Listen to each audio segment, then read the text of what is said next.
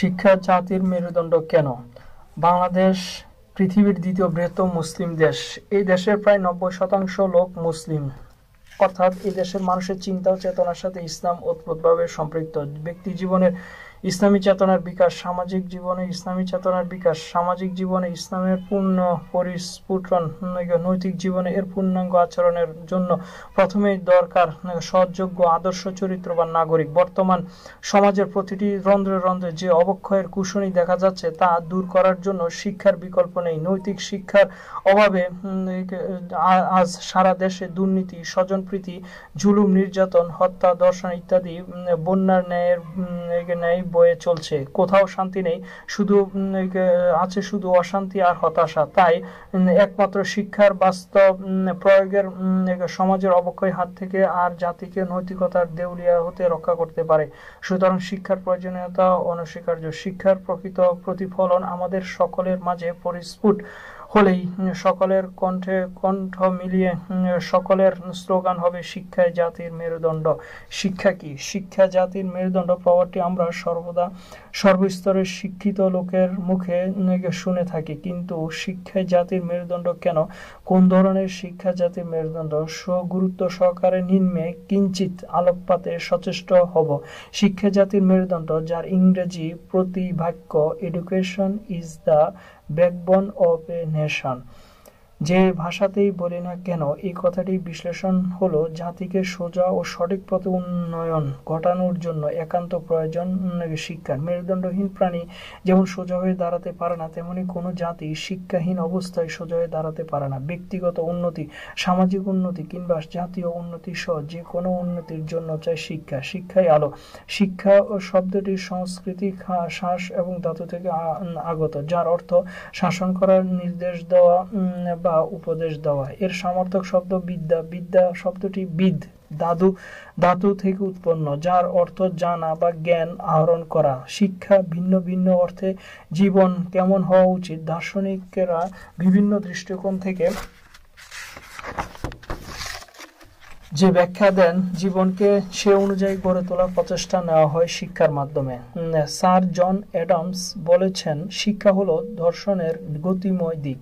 দার্শনিক অ্যারিস্টটল বলেছেন, শিক্ষার সত্যিকার লক্ষ্য হলো ধর্মের পবিত্রতার মধ্য দিয়ে সুখ লাভ করা। দার্শনিক প্লেটো বলেছেন, সঠিক মুহূর্তে আনন্দ বা বেদনার অনুভব করতে পারাই হলো শিক্ষা। দার্শনিক ও সমাজবিজ্ঞানী যে রুশু বলেন, সুঅভ্যাসের গঠনের নামই হলো শিক্ষা। শিক্ষা আত্মসচেতনতার বৃদ্ধি করে, এই জাতীয় মূল্যবোধকে জাগ্রত করে। রবীন্দ্রনাথ ঠাকুরের মতে শিক্ষার মূল উদ্দেশ্য মানুষের বিবেক বুদ্ধিকে উদ্দীপ্ত করা। কেউ কেউ বলেন, কোনো ব্যক্তিকে প্রভাবিত করা, তার আচরণের পরিবর্তনের আনার নামই শিক্ষা। কারো কারো মতে পরিবেশের সাথে নিজেকে খাপ খাইয়ে নিতে পারাই শিক্ষা। হযরত আলী রাদিয়াল্লাহু তাআলা আনহু বলেছেন, বৃত্তের চেয়ে বিদ্যা ভালো। বৃত্তকে তুমি পাহারা দাও আর বিদ্যা তোমাকে পাহারা দেয়। বৃত্ত খরচ কমে যায়, বিদ্যা বিতরণে বেড়ে যায়। আমার মতে শিক্ষা হলো ব্যক্তির শারীরিক, মানসিক, জ্ঞান বিষয়ক, সমাজ বিষয়ক, ব্যক্তি বিষয়ক সমস্ত দিকের এই কথার তার সর্বাঙ্গীন বিকাশের নিরবিচ্ছিন্ন প্রতিক্রিয়া বিশেষ। শিক্ষার উদ্দেশ্য, বিশ্বকবি রবীন্দ্রনাথ ঠাকুর বলেছেন, শিক্ষার মূল উদ্দেশ্য হচ্ছে মানুষের বিবেক বুদ্ধিকে উদ্দীপ্ত করা। শিক্ষা ব্যক্তিগত, সামাজিক ও পারস্পরিক ব্যবস্থার উন্নতির মাধ্যমে বিচক্ষণতা সৃষ্টি করা। আনাতোল ফাঁসের মতে, আমার মনের চোখ বাড়ানোর কমানোর সম্পূর্ণ আমার ব্যাপার। জ্ঞান বিজ্ঞানে আমি যতই একটা বই পড়ি ততই আমার মনের চোখ বাড়ে। কেউ বলেছেন, শিক্ষার মূল উদ্দেশ্য হলো মানুষের বিকাশ সাধন, মহান সৃষ্টিকর্তার সাথে সম্পর্ক স্থাপন। ইহাই দিন, ইহাই সুখী সমৃদ্ধ জীবন লাভের উপায়। এরিস্টটল বলেছেন, the aim of the education is the discovery of truth and the abhorrence of lie. শিক্ষার উদ্দেশ্য হচ্ছে সত্যের আবিষ্কার, মিথ্যার বিতাড়ন। শিক্ষা জাতির মেরুদণ্ড। শিক্ষা কি জাতীয় ঐতিহ্যকে ভুলিয়ে দেওয়ার জন্য?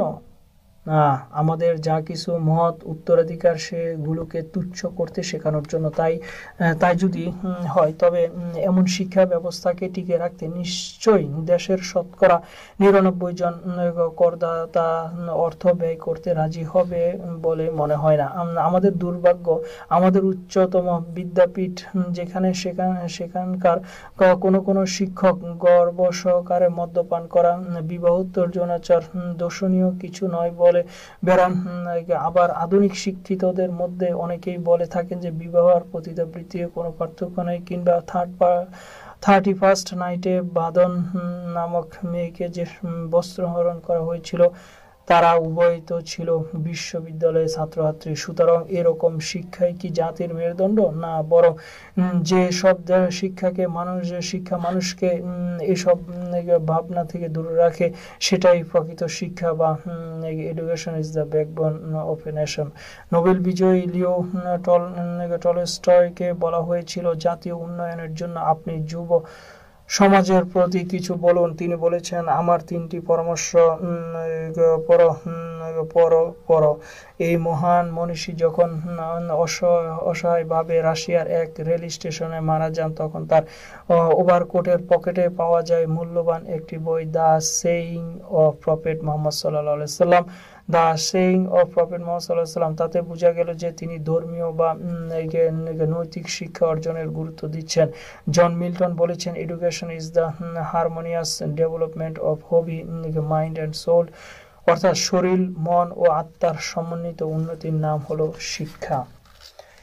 শিক্ষাহীন মানুষের অবস্থা, প্রবাদ আছে, শিক্ষাহীন মানুষ পশুর সমান। তার মানে অশিক্ষিতদের দ্বারা এমন কিছু কাজ সংগঠিত হয় বা যা তাকে পশুর ন্যায় হিতাহিত জ্ঞান শূন্য করে ফেলে। অশিক্ষিত জনগোষ্ঠীর প্রায় 80% শ্রমিক, শ্রম দিয়ে জীবনযাপন করতে হয়। বাকি 10% ব্যবসায়ী, অপর 10% বিভিন্ন পেশায় নিয়োজিত। একজন অশিক্ষিত লোক চুরি ডাকাতি করে জীবনযাপন করাটা স্বাভাবিক। অশিক্ষিত জনগোষ্ঠী নিম্ন স্তরে বসবাসের উপযোগী। কখনো কখনো এদের উচ্চ মর্যাদার বসালে তারা রক্ষ করতে পারে না। অশিক্ষিত লোক কোনো কাজ করার সময় তার হিতাহিত জ্ঞান থাকে না, সে তার কাজে ভালো করছে না খারাপ করছে। একজন শিক্ষিত লোকের কাছে তার সমাজ অনেক কিছু আশা করে, কিন্তু মূর্খ লোকের কাছে কোনো কিছু আশা করতে পারে না। এই জন্যই মহাগ্রন্থ আল কোরআনে বলা হয়েছে, জ্ঞানী আর মূর্খ কি এক হতে পারে? সেই শিক্ষার মাধ্যমে ইসলামকে পরিপূর্ণ জীবন আদর্শ হিসাবে শিক্ষা দেওয়ার ব্যবস্থা থাকে এবং মানুষকে আল্লাহর গোলাম ও খলিফা হবার যোগ্য হিসাবে গড়ে তোলাই হলো ইসলামী শিক্ষা। শিক্ষিতদের দ্বারা যা ঘটে, শতকরা 90% অধিবাসী মুসলমান। এই দেশে জনসংখ্যার শতকরা 43% শিক্ষিত। যদি একটা জরিপ নেওয়া হয়, দেখা যাবে অশিক্ষিতর চাইতে তথাকথিত শিক্ষিত ব্যক্তিদের দ্বারাই দুর্নীতির অধিক মাত্রায় সংগঠিত হচ্ছে। বড় বড় অফিসে, সেক্রেটারিয়েটে যারা ঘুষ দুর্নীতির বেধড়ক চলিয়ে যাচ্ছেন, সেখানে যারা ঘুষ নেয় বা যারা ঘুষ দেয় ও দিতে বাধ্য হয়, তারা তো কেউ নিরক্ষর বা অশিক্ষিত নয়। শিক্ষার তো কথা ছিল, শিক্ষা মানুষকে আলোকিত করে তুলবার, কিন্তু সে শিক্ষিত হয়ে আমরা নিজেকে এবং দেশের মানুষকে অবজ্ঞা করতে শিখি জানতেন প্রকারে নিজের সংকীর্ণ স্বার্থ উদ্ধারে লিপ্ত হতে। অন্য কথায়, যে শিক্ষা মানুষকে দেশপ্রেম নৈতিকতার পথ দেখায় না, মানবতার শিক্ষা দেয় না, সেই শিক্ষার মূল্য কোথায়? দেশের নৈরাজ্য, অসামাজিক কার্যক্রম হচ্ছে শিক্ষিতদের দ্বারা। শিক্ষায় জাতির মেরুদণ্ড কেন? জাতির সে মেরুদণ্ড হওয়ার কথা জাতির অর্থনীতি, কারণ অর্থনীতির যত শক্ত মজুত, ততই জাতির দাপট ও প্রভাব প্রতিপত্তি বেশি। অর্থনীতি ছাড়া একটি জাতি পঙ্গু। অর্থনীতির ভিতর গড়ে উঠে বিভিন্ন অঙ্গিকে। যে দেশের খনিজ সম্পদ, উৎপাদনী শক্তি, অর্থকরী ফসল, কলকারখানা যত বেশি, সেই দেশের অর্থনৈতিক কাঠামো তত মজবুত। এইসব দিক থেকে এগিয়ে আছে কাতার, কুয়েত, ইরাক, আমেরিকা ইত্যাদি। জাতির মেরুদণ্ড হিসাবে দাঁড়ানোর কথা শ্রম, কারণ সেই দেশের মানুষ শ্রম বিমুখ সেই দেশের অর্থনৈতিক কাঠামো কোনোদিনই শক্ত ও দৃঢ় হতে পারে না। এমন অনেক দেশ আছে, এমন অনেক ইতিহাস আছে, ওই সব দেশের জনগণ ধীরে ধীরে শুধু শ্রমের কারণে নিজেদের দেশকে পৃথিবীর সকল দেশের কাছে পরিচিত তুলেছে। হয়তো নিজ দেশের উৎপাদনশীল তেমন কিছু নেই, কিন্তু খনিজ সম্পদ বলতে কিছু নেই, তবুও তারা শ্রমের মাধ্যমে বিশ্বে উচ্চ মর্গে পরিচিত। চীন, জাপান, মালয়েশিয়া, শ্রীলঙ্কা তাদের মধ্যে অন্যতম। এখন প্রশ্ন হলো, শিক্ষাকে কেন জাতির মেরুদণ্ড নির্ধারণ করা হলো? অবশ্যই একটা অকাট্য যুক্তি রয়েছে, তা হলো কোনো লোকেই পূর্ব অভিজ্ঞতা কিংবা আংশিক ধারণা ছাড়া কোনো কিছুর পূর্ণাঙ্গ রূপরেখা দাঁড় করাতে পারে না। এই আংশিক ধারণার জন্য প্রয়োজন শিক্ষা। শিক্ষিত লোক যত দ্রুত কোনো বিষয়কে আয়ত্ত করতে পারেন, অশিক্ষিত লোক তা কখনোই দ্রুত পারে না। অশিক্ষিত লোক শ্রম দিতে জানে, কিন্তু শ্রম দিতে দিতে অভিজ্ঞতা হাসিল করে, তাই হাতের শিক্ষার জন্য তাদের অভিজ্ঞতার মূল্যায়ন অত্যাধিক। কিন্তু অপরদিকে নিজের মর্যাদা নিয়ে আসতে থাকে গিয়ে শ্রম দিতে বুঝাতে পারবেন, অন্য কোনো ভাবে নয়। হাতে কলম শিক্ষা দিতে তারা অপারগ।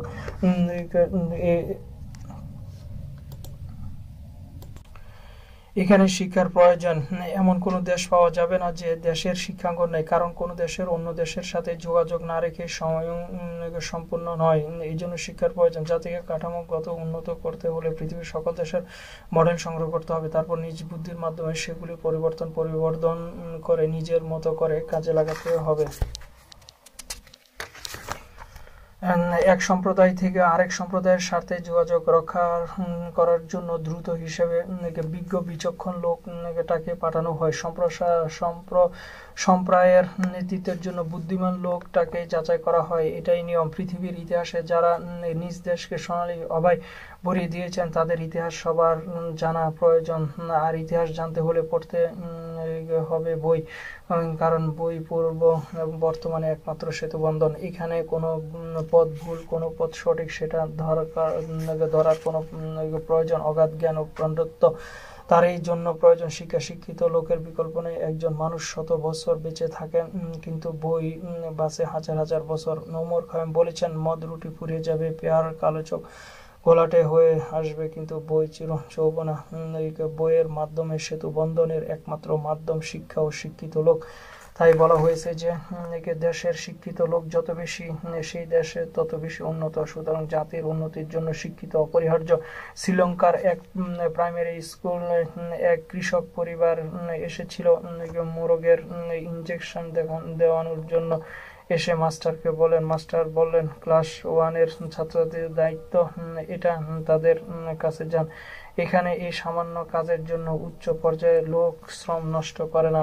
শিশুদের এমন শিক্ষা দেওয়া হয়েছে যেন এসব সামান্য কাজের জন্য বড়দের শ্রম দিতে না হয়। মালয়েশিয়ার জাকাত ব্যবস্থাকে রাষ্ট্রীয়ভাবে বন্টনের জন্য একটি সুন্দর নিয়ম রাখা হয়েছে। সেখানে যেভাবে সকলের জাকাত দিতে বাধ্য, আবার সেখানে জাকাতভুক্তভোগীর উপকৃত হতে বাধ্য। প্রথম বছর জাকাত নেবেন, পরবর্তী তিনি যেন জাকাত দাতা হতে পারেন। এইগুলোকে শিক্ষার ফসল। সুগঠিত রাষ্ট্রীয় মেরুদণ্ড। এসব শিক্ষার ফলে মজবুত থাকে জাতির মেরুদণ্ড। শিক্ষার রূপরেখা। শিক্ষা হবে সম্পূর্ণরূপে ইসলাম তথা শরীয়ত সম্মত উপায়ে নতুন বা বিধান। ব্যক্তির পক্ষে যে কোনো মুহূর্তে ভুল করা কিংবা বিভ্রান্ত হওয়া খুবই স্বাভাবিক। আর ইসলাম ভিত্তিক শিক্ষা শিক্ষিত জ্ঞানী ব্যক্তিদের পক্ষে এই শ্রেণীর ভুল সহজে হতে পারে না। তাদের সকল কাজে মহান প্রভুর ভয় থাকে। এই প্রসঙ্গে আল্লাহ তাআলা বলেন, বাস্তবিক পক্ষে আল্লাহর বান্দাগণ হতে বিদ্বানগণই তাকে ভয় করে থাকে। পবিত্র হাদিস শরীফে ইসলামী শিক্ষার সম্পর্কে বলা হয়েছে, শিক্ষণীয় বিষয় যেখানে পাওয়া যাবে সেখান থেকে উহা সংগ্রহ করতে ইসলামের নির্দেশ রয়েছে, তবে নীতিগত ভাবে তা ইসলাম সম্মত নয়। তলাবুল ইলমি ফারিদাতুন আলা কুল্লি মুসলিমিন ওয়া মুসলিমাত। জ্ঞান অর্জন করা প্রত্যেক মুসলিম নারীর উপর ফরজ। এই সম্পর্কে রাসূল সাল্লাল্লাহু আলাইহি ওয়াসাল্লাম বলেছেন, নিশ্চয় এই জ্ঞান ধর্মস্বরূপ, সুতরাং তোমাদের লক্ষ্য রাখবে, কার নিকট হতে তোমরা ধর্ম গ্রহণ করছো, বিদ্যা কিংবা জ্ঞান, শিক্ষা গ্রহণ, শিক্ষাদানে নিহিত। এই সম্পর্কে রাসূল সাল্লাল্লাহু আলাইহি ওয়াসাল্লাম বলেছেন, সর্বাপেক্ষা উত্তম সদকা হলো কোন মুসলমান ব্যক্তি জ্ঞান শিক্ষা করবে এবং উহা তার উপর ভাইকে শিক্ষা দেবে। কেমন শিক্ষা, যাতে শিক্ষা অর্জন করা ফরজ, এই গুরুত্বটি হাদিসে লেখা আছে যে সে হিসেবে যখনই কোনো জ্ঞান অর্জন করতে যাবে তখনই দেখতে হবে শিক্ষার আদর্শ ইসলামের মতে কি কিনা।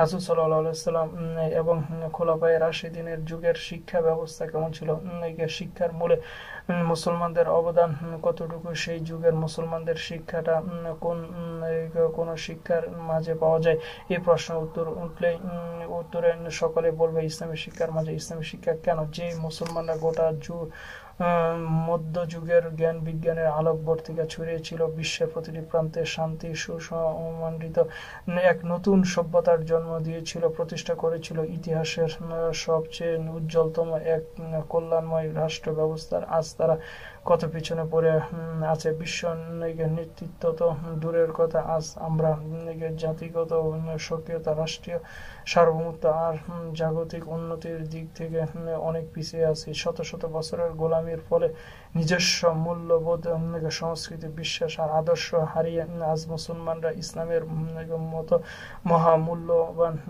ঐশ্বর্য নিজেদের কাছে থাকা সত্ত্বেও নিজস্ব সমস্যার সমাধান মানবীয় মতবাদের দ্বারস্থ হচ্ছে। দার্শনিক বার্ট্রান্ড রাসেলস বলেছেন, Islam is the best religion in the world, but the Muslims are worst nations because they are from their ideology. অর্থাৎ ইসলাম পৃথিবীর সর্বশ্রেষ্ঠ ধর্ম, কিন্তু মুসলিম নিকৃষ্ট জাতি, কারণ তারা তাদের ইসলামী আদর্শ হতে অনেক দূরে। এখানে আদর্শ বলতে ইসলামী আদর্শ, ইসলামী শিক্ষাকে বোঝানো হয়েছে। তাই ইসলামী শিক্ষা প্রয়োজন। চরম চরিত্র সংশোধনের শিক্ষা। আগে বলা হয়েছে শিক্ষা দুই ধরনের, একটা হচ্ছে সুশিক্ষা, আরেকটা হচ্ছে কুশিক্ষা। সুশিক্ষায় চরিত্র সংশোধনের শিক্ষা। চরিত্র মানুষের অমূল্য সম্পদ। ইংরেজিতে প্রবাদ আছে, when money is lost nothing is lost, when health is lost something is lost, but when character is lost everything is lost. জ্ঞান বিজ্ঞানের সব বৈশিষ্ট্য থাকার পরও যদি চরিত্র নষ্ট হয় তবে তার সামাজিকভাবে কিংবা স্বয়ং আল্লাহর কাছে কোনো মূল্য নেই। শুধু তাই নয়, পারিবারিকভাবেও চির অশান্তি বিরাজ করে। তাই চরিত্র গঠনের শিক্ষার উদ্দেশ্য বিদায় প্রত্যেক দেশেরই শিক্ষা ব্যবস্থার মৌলিক বিষয় দ্বারা জনসংখ্যাধিক ধার্মিকতার উপর।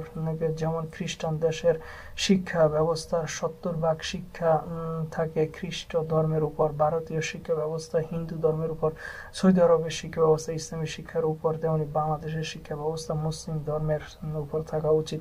পাঠ্যপুস্তকে প্রণয়ন এই বিষয়টা নজর রাখা উচিত, কি শিক্ষা দেওয়া হবে, কে শিক্ষা দেবে, কাকে শিক্ষা দেওয়া হবে। এই তিনটি বিষয় যদি শিক্ষার মূল বিবেচ্য হয় তবে সিলেবাস অবশ্যই শিক্ষার প্রধান প্রতিপাদ্য বিষয় হবে। প্রশ্ন উঠতে পারে, সিলেবাসে আদর্শ প্রতিপালনের সুযোগ কতখানি প্রয়োজন, কতটুকু শিল্প সাহিত্য, জ্ঞান বিজ্ঞান ও প্রযুক্তি, অর্থনীতি, সমাজ বিজ্ঞান এগুলোর সাথে ধর্মের বা আদর্শের সম্পর্কই বা কতটুকু। এই উত্তরে বলা যায়, প্রত্যেক স্বাধীন দেশ বা জাতির শিক্ষা ব্যবস্থায় তার জাতীয় আদর্শ ও ঐতিহ্যকে কেন্দ্র করে গড়ে উঠেছে এবং এগুলি জাতীয় প্রতিচ্ছবি। কেমন সিলেবাস হওয়া উচিত? সমাজ বিজ্ঞানের অন্যান্য শাখার ন্যায় ইতিহাস দর্শনের ক্ষেত্রে কোরআনের নিজস্ব সুস্পষ্ট দৃষ্টিভঙ্গি রয়েছে, যা বিশদভাবে কার্ল মার্কসের জন্মের বহু পূর্বে তুলে ধরেছেন। এখন থেকে 10 বছর পূর্বে বাংলা ক্লাসের বইতে রাসূল সাল্লাল্লাহু আলাইহি ওয়াসাল্লাম ও খোলাফায়ে রাশিদিনের ঘটনাগুলি সিলেবাসে থাকতে যা এখন দেখা যায় না। আমাদের বিশ্ববিদ্যালয়গুলিতে 3 বছর অনার্স কোর্স পর্যন্ত কোর্স 5 বছরের শেষ হয়নি, 2 বছরের কোর্স 4 বছরের শেষ হয়। এই ঐতিহ্য চালু আছে। সময়ের মূল্য না থাকাটাই কি শিক্ষার ব্যবস্থার শিক্ষা? আমাদের যখন যে সরকার গদিতে বসেন সে সরকারের মতো করে সিলেবাস প্রণয়ন করেন। এই জন্য ছাত্রছাত্রীরা চির স্মরণীয় বাণী, education is the best policy for student কে উপেক্ষা করে রাজনৈতিক মতাদর্শের প্রতি ঝুঁকে পড়ে। তাই আমাদের সিলেবাসে নবী সাল্লাল্লাহু আলাইহি ওয়াসাল্লাম সাহাবীগণের জীবনী থাকা উচিত। এগুলি না থাকায় সকলের মতো শিক্ষা ব্যবস্থা হচ্ছে না। এই জন্য অনেক প্রাইভেট শিক্ষা প্রতিষ্ঠান গড়ে উঠেছে, সেখানে যে যার মতো করে শিক্ষা দিয়ে আসছে। এমনকি এতে করে ভিনদেশীদের সংস্কৃতি শেখানো হচ্ছে। শিক্ষা তার চারিপাশের অন্যদের চেয়ে নিজেকে ভিন্ন করে তোলে। জাতির উত্থান পতন, জীবনের শুরু শেষ সম্পর্কে ওয়াকিবহাল করে। ভালোটা গ্রহণ, মন্দটা বর্জন অনুভূতির সৃষ্টি করে। জ্ঞানী ব্যক্তির শিক্ষিত নয়, কিন্তু শিক্ষিত ব্যক্তি জ্ঞানী। জ্ঞানের পরিমাণ কম বেশি হতে পারে, সেটা ভিন্ন কথা, কিন্তু জ্ঞান শিক্ষায় ধর্ম শিক্ষায় জ্ঞানী ধর্ম শিক্ষাকে যদি আমরা বিশ্লেষণ করতে যাই, তাহলে শিক্ষাকে তিন ভাগে ভাগ করা যায়: ধর্মীয়, নৈতিক শিক্ষা, সাধারণ জেনারেল শিক্ষা, সাংস্কৃতিক শিক্ষা। এই তিন ধরনের শিক্ষার সমন্বয় যাদের মধ্যে পর্যাপ্ত পরিমাণ পাওয়া যায় তাদেরকে জ্ঞানী বলা হয়। জ্ঞানীরা পণ্ডিত সমতুল্য। ডক্টর মোহাম্মদ শহীদুল্লাহ জ্ঞানী বা পণ্ডিতদের সংজ্ঞা দিতে গিয়ে বলেছেন, যে ব্যক্তি পার্থিব জগতের সকল শিক্ষা অর্জন করলো কিন্তু কোরআনের শিক্ষা অর্জন করলো না, তারা পণ্ডিত, তবে মূর্খ পণ্ডিত। জ্ঞান তো অনেক বিশাল ব্যাপার। জ্ঞান সম্পর্কে বলা হয়েছে, knowledge is vast than an ocean. জ্ঞান মহাসাগরের চেয়ে বিশালতর। জ্ঞানীর কলমের কালি শহীদের রক্তের চেয়ে পবিত্র। যেসব জ্ঞানীরা তাদের কলমের কালি দিয়ে শহীদ হওয়ার জন্য উদ্বুদ্ধ করে গেছেন, সেই সব জ্ঞানের জ্ঞান বা শিক্ষাকে সুশিক্ষিত হিসাবে ঘোষণা করতে চাই। আমাদের প্রিয় নবী হযরত মুহাম্মদ সাল্লাল্লাহু আলাইহি ওয়াসাল্লাম বলেছেন, আমি জ্ঞানের ঘর আর আলী তার দরজা। উপরোক্ত তিনটি বিষয়ের বিশ্লেষণ করলে স্পষ্ট হওয়া যাবে তিন ধরনের শিক্ষা: ধর্মীয়, নৈতিক শিক্ষা। প্রত্যেক জাতির জন্য ধর্ম রয়েছে। সকল ধর্মের লোকজন তার নিজস্ব ধর্মের কে শ্রেষ্ঠ মনে করে বা করার কথাও। একটিমাত্র ধর্ম, সেই ধর্ম স্রষ্টা কর্তৃক প্রদত্ত। ধর্মগ্রন্থের শুরুতে লেখা আছে লা রাইবা ফি, এতে কোনো সন্দেহ নেই। সেই শ্রেষ্ঠ ধর্মের নাম ইসলাম। অন্য কোনো ধর্মাবলম্বীরা স্বীকার করেন সকলের আহ্বানের লক্ষ্যে সেই ধর্মে বলা হয়েছে ইন্নাদ-দীনা ইনদাল্লাহিল ইসলাম। শুধু তাই নয়, এই ধরনের গ্রন্থে একজন নিপীড়িত মানুষ থেকে শুরু করে রাজা বাদশার কথাও আছে। তাই এটিকে গাইডলাইন বা কোড অফ লাইফ বলা হয়েছে। আল্লাহ নিজেই শিক্ষক। আল্লাহ নিজে হযরত মুহাম্মদ হযরত আদম আলাইহিস সালামকে নাম সমূহ শিক্ষা দিলেন। সূরা বাকারা, সূরা হযরত মুহাম্মদ সাল্লাল্লাহু আলাইহি ওয়াসাল্লাম পর্যন্ত যতই নবী রাসূল এসেছেন, সব নবী রাসূলকে আল্লাহ শিক্ষা দিলেন। আর তাই রাসূল সাল্লাল্লাহু আলাইহি ওয়াসাল্লাম বলতে পেরেছেন, ইন্নী বুইস্তু মুআল্লিমা, আমি শিক্ষক হিসেবে প্রেরিত হয়েছি। এই শিক্ষা নিরটে খাঁটি শিক্ষা ব্যবস্থা। এই শিক্ষা ব্যবস্থা মোতাবেক নিজেকে পরিচালনা করতে পারলে প্রকৃত শিক্ষা। এই জীবন বিধানের প্রথম অবতীর্ণ শব্দটি হচ্ছে ইকরা, পড়ো। তার মানে শিক্ষা দেওয়া হচ্ছে, আপনি জানুন। কি জানবেন সে ব্যাপারে কোরআন উদ্ধৃত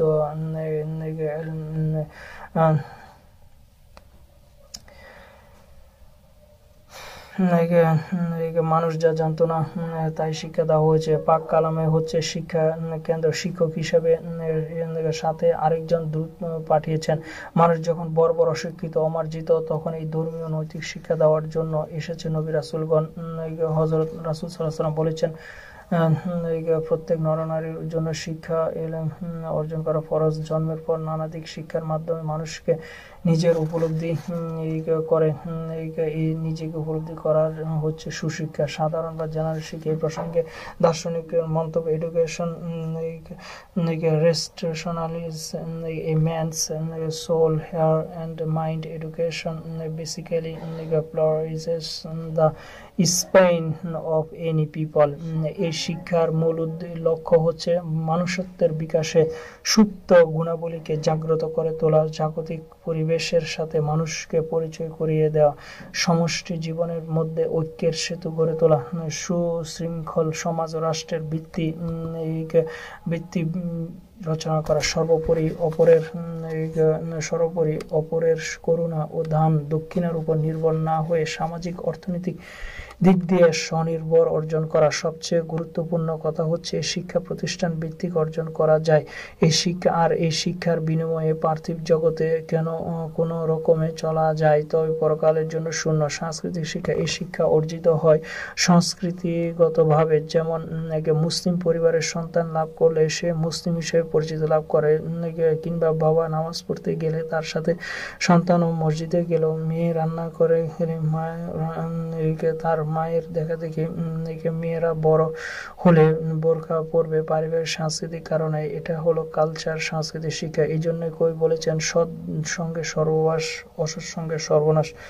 সংস্কৃতি আবার দুই ধরনের, সভ্য সংস্কৃতি, অপসংস্কৃতি। সভ্য সংস্কৃতি প্রত্যেক জাতিকে সমাদৃত আর অপসংস্কৃতি ঘৃণিত বর্জিত। তাই আমাদের জন্য সংস্কৃতি হওয়া চাই সভ্য, নৈতিকতা সংস্কৃতি, অপসংস্কৃতি নয়। তবে আমরা তাকে সুশিক্ষা বলবো। উপরোক্ত তিনটি সুশিক্ষা অর্জনের মাধ্যমে আবার 6 প্রকার হতে পারে: আধ্যাত্মিক মাধ্যম, প্রাতিষ্ঠানিক মাধ্যম, জাতিগত সাংস্কৃতিক মাধ্যম, পরিবেশের মাধ্যম, ভ্রমণের মাধ্যম, বই পড়ার মাধ্যম। আমাদের জাতীয় কবি কাজী নজরুল ইসলাম বলেছেন, হয়তো দেখো নয়তো লেখো, হয়তো দেখো নয়তো লেখো। পৃথিবীতে এমন কিছু বই রয়েছে যা কোনো প্রতিষ্ঠানের পাঠ্য নয়, অথচ গুরুত্বপূর্ণ। ওইসব বই পড়েও জ্ঞান অর্জন করা যায়। যেমন কবি সাহিত্যিক গণের অনেকেই কিন্তু প্রাতিষ্ঠানিক শিক্ষার উচ্চ শিক্ষিত নয়, অথচ ভালো জ্ঞানের অধিকারী। যেমন বৈজ্ঞানিকগণ নিজ থেকে অনেক কিছু আবিষ্কার করেছেন। কখনো শুধু বই পড়ে গবেষণা করে নতুন নতুন আবিষ্কার করেছেন। এই রকম শিক্ষা অর্জনের জন্য বহু বই আছে, সেগুলো পড়তে কোনো শিক্ষার প্রতিষ্ঠানে যেতে হয় না। ঘরে বা লাইব্রেরিতে বসে বসে নিজে উদ্যোগে পড়লে সভ্য জ্ঞান শিক্ষা অর্জন করা যায়। এই আলোকে আমার দৃষ্টিতে 6 ভাগে শিক্ষা অর্জন করা যায়। তবে সব শিক্ষায় জাতিকে উন্নত করে না, শুধু সুশিক্ষায় জাতির সোপান। আমি সুশিক্ষা বলে যা বোঝাতে চেয়েছি তার মূল উদ্দেশ্য মানুষকে নৈতিক জীব হিসেবে উন্নত ও সুপ্রতিষ্ঠিত করে জাগতিক মানসিক উৎকর্ষ সাধন করা। নৈতিকতার জন্যই যে মানুষ অন্যান্য প্রাণীর মধ্যে মৌলিক পার্থক্য সূচিত চেতনাটুকু জাগ্রত করে দেওয়া, বাস্তবায়নের পক্ষে এগিয়ে দেওয়া। আজ আমাদের দেশে এক ধরনের শিক্ষা ব্যবস্থা চালু রয়েছে যা নৈতিকতা বিবর্জিত, সমাজ ক্ষতিকর এক বিধির মতো। নৈতিকতাপূর্ণ শিক্ষা মানুষকে জ্ঞান বিজ্ঞানের বিচক্ষণতার জাতিকে উন্নত করতে পারে। এই শিক্ষা শুধু ব্যক্তিগত জীবনে অমূল্য সম্পদ নয়, জাতীয় জীবনে এক অমূল্য সম্পদ। কবি কাজী নজরুল ইসলাম যথার্থই বলেছেন, যার শিক্ষা নাই সে জানে না ভালো মন্দ। শিরে 2 চক্ষু আছে তবুও সে অন্ধ। অন্য কবি বলেছেন, চোখে থাকিতে অন্ধ যারা আলোর দুনিয়ায় সিন্ধু সেচে বিষ পায় তারা অমৃত নাই পায়। শিক্ষাহীন জীবন অন্ধের সমান। ভালো মন্দ বিচার করার যেমন কোনো জ্ঞান থাকে না, তেমনি সুন্দর ও লোভনীয় কোনো কিছু তাদের চোখে ধরা পড়ে না। ইংরেজিতে প্রবাদ আছে, a blind person can not see the beautiful nature, there is no greater misfortune in life than blindness. অন্ধ লোক প্রকৃত সৌন্দর্য দেখে না, অন্ধত্বের চেয়ে বড় দুর্ভাগ্য আর কিছু নেই। আমাদের সুশিক্ষা আর কুশিক্ষা, আমাদের সম্পদের অভাব নেই, কিন্তু অভাব হয়েছে সৎ, যোগ্য, খোদাভীরু মানুষের, যারা জাতীয় জীবন সম্পদের আমানত জ্ঞান করে যথার্থ উন্নয়নে কাজ করে। সত্যি বলতে রাজনৈতিক অর্থনৈতিক ব্যবস্থার যত পরিবর্তন করা হোক না কেন, সৎ ও আদর্শবাদী ও খোদাভীরু নেতৃত্ব লোক প্রতিষ্ঠিত না হলে কোনো পরিবর্তিত কাঙ্ক্ষিত ফল দেবে না। কিন্তু এখন কাঙ্ক্ষিত মানুষ তৈরি করতে পারে দেশের শিক্ষাঙ্গন গুলো। আমাদের শিক্ষা ব্যবস্থার শিক্ষাঙ্গন গুলো জাতীয় নেতৃত্ব তৈরি সেই কাঙ্ক্ষিত মান অর্জনে কি সহায়ক? এই প্রশ্নের জবাব পেতে হলে শিক্ষা প্রতিষ্ঠানগুলো বর্তমান অবস্থার প্রতি নজর দেওয়া থাকে। বর্তমান শিক্ষাঙ্গনে আমাদের শিক্ষাঙ্গনে চলছে নৈরাজ্য। স্বাধীনতার পর থেকে এই দেশের শিক্ষাঙ্গনগুলিতে সন্ত্রাসের যে কালো থাবার বিস্তার হয়েছিল তা থেকে আজও মুক্ত হতে পারেনি আমাদের শিক্ষাঙ্গন। সুনির্দিষ্ট লক্ষ্য ছাড়া আদর্শ বিবর্জিত আমাদের শিক্ষা ব্যবস্থার আদর্শ মানুষের উপহার দিতে ব্যর্থ হয়েছে। নিজস্ব সামাজিক মূল্যবোধের ও সাংস্কৃতিক চর্চা, ধর্মীয় বিশ্বাস, ঐতিহ্য, দেশের শিক্ষানীতি ও শিক্ষা কারিকুলামে প্রতিফলিত না হওয়া আমাদের শিক্ষা ব্যবস্থার স্বাধীন চিন্তার অধিকারী প্রকৃত দেশপ্রেমিক ও প্রকৃত শিক্ষিত নাগরিক তৈরি করতে পারছে না। তথাকথিত ধর্মনিরপেক্ষতার নামে এক শিক্ষা পদ্ধতি আমাদের ছাত্রদের উপর চাপিয়ে দেওয়া হয়েছে, যার কারণে একজন ছাত্র বাহ্যিক রূপে এই দেশের মানুষ থাকলেও চিন্তা চেতনায় হচ্ছে পাশ্চাত্যের ধ্যান ধারণার অধিকারী। এভাবে কোমলমতি ছাত্রছাত্রীদের প্রকৃত শিক্ষা অর্জন হচ্ছে না। বর্তমানে মাদ্রাসা শিক্ষা নামে ধর্মীয় শিক্ষার এমন একটি রূপ চালু রাখা হয়েছে যা না ধর্মীয় ঐতিহ্যের সঠিক রূপায়ণ সক্ষম শিক্ষা তৈরি করছে, না আধুনিক পরিস্থিতির সাথে সামঞ্জস্য মানুষ তৈরি করতে পারছে। সন্ত্রাসে জর্জরিত আমাদের শিক্ষাঙ্গনে আজ শিক্ষার পরিবেশ নেই, মানুষ গড়ার আঙ্গিনায় মানুষ হবার পরিবেশ আজ মেধাহীন সন্ত্রাস নির্ভর ছাত্র নেতৃত্বের কাছে জিম্মি হয়ে আছে। প্রচলিত শিক্ষা ব্যবস্থার ভ্রাতৃত্ব, ভালোবাসা, দেশপ্রেম, নৈতিক মূল্যবোধে একজন শিক্ষার্থী মন, মগজ, চিন্তা চেতনাকে উজ্জীবিত করতে পারছে না। পরিশেষে বলা যায় যে কাণ্ডজ্ঞান সম্পূর্ণ নৈতিকতা পূর্ণ শিক্ষাই মানুষকে মানুষ করে কুসংস্কার মুক্ত করে, মানুষের জড়তা ভ্রষ্টতা সংকীর্ণতা দূর করে, জাতিকে শক্তিশালী করে। তাই সুস্পষ্ট বলতে পারি শিক্ষা জাতির মেরুদণ্ড, আর তা যদি নৈতিকতা সম্পূর্ণ ধর্মীয় সুশিক্ষা হয় তবেই তার আমাদের চোখের সামনে চুরি ডাকাতি খুন খারাপি হত্যা রাহাজানি ছিনতাই দর্শন ইজ্জত লুণ্ঠন অত্যাচার অবিচার ঘুষ দুর্নীতি স্বজনপ্রীতি হবে না। সুতরাং আমাদের প্রয়োজন যেখানে নৈতিক সুশিক্ষা দেওয়া হয় সেরকম কিছু করাও, সেখানে যাওয়া এবং সুশিক্ষা অর্জন করা। তবে দোজাহানের জন্য নাজাতের ফয়সালা হওয়ার সম্ভাবনা রয়েছে বলে আশা করা যায়। আর এই শিক্ষাকে জাতি মেরুদণ্ডের সাথে তুলনা করা যাবে।